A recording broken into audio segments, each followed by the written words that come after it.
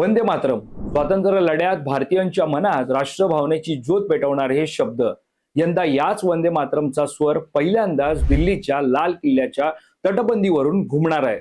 15 August 2026 स्वातंत्र्य दिनाच्या मुख्य कार्यक्रमात वंदे मातरम सादर केलं जाणार आहे. केंद्र सरकारनं दिलेल्या माहितीनुसार लाल किल्ल्यावरील मुख्य कार्यक्रमात पहिल्यांदाच वंदे मातरम सादर होणार असून त्यानंतर राष्ट्रगान जनगण मन सादर केलं जाईल.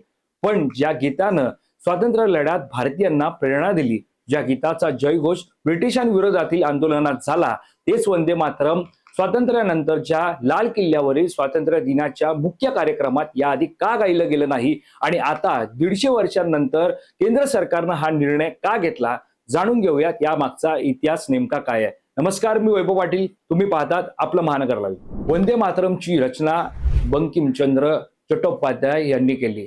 2026 मध्ये या गीताच्या रचनेला 150 वर्ष पूर्ण होत आहेत.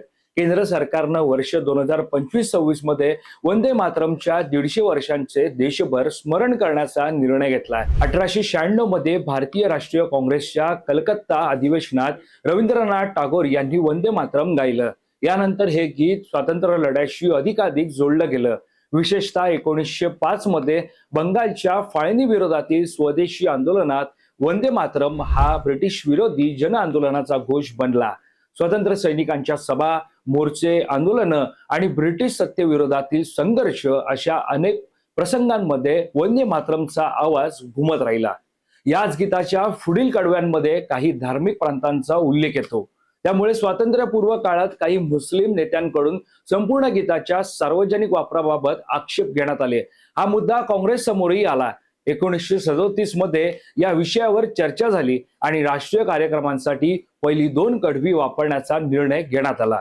म्हणजे वंदे मातरमवर बंदी घालण्यात आली नव्हती, तर त्याच्या राष्ट्रीय आणि सार्वजनिक वापराबाबत एक विशिष्ट पद्धत स्वीकारण्यात आली होती. 1947 ला भारत स्वतंत्र झाला आणि आता प्रश्न होता, स्वतंत्र भारताचे राष्ट्रगान कोणते असणार. 24 जानेवारी 1950 रोजी संविधान सभेने जनगण मनला राष्ट्रगान म्हणून स्वीकारलं.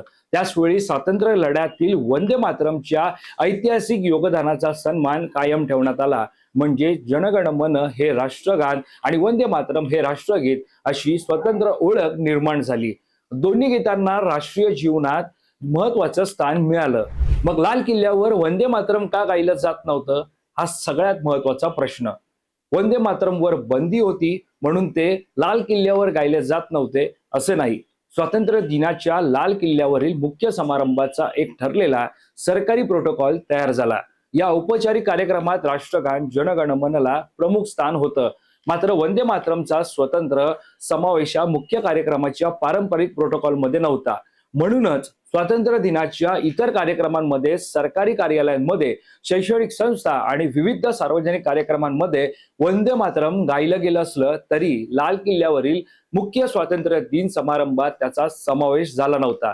आता 2026 मध्ये प्रोटोकॉलमध्ये बदल करण्यात आला, कारण यंदा वंदे मातरमची 150 वर्ष पूर्ण होत आहेत.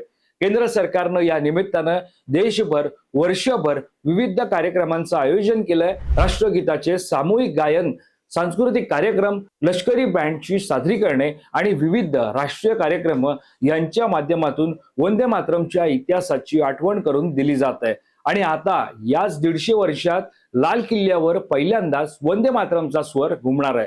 केंद्र सरकारच्या मते वंदे मातरम हे केवळ एक गीत नाही, ते भारतीय स्वातंत्र्य लढ्याच्या इतिहासाशी जोडलेलं प्रतीक आहे. स्वातंत्र्य लढ्यात भारतीयांना एकत्र आणण्यात या गीताची भूमिका होती. त्यामुळे त्याच्या 150व्या वर्षात त्याला देशाच्या सर्वात मोठ्या राष्ट्रीय मंचापैकी एका मंचावर विशेष स्थान देण्याचा निर्णय घेण्यात आला.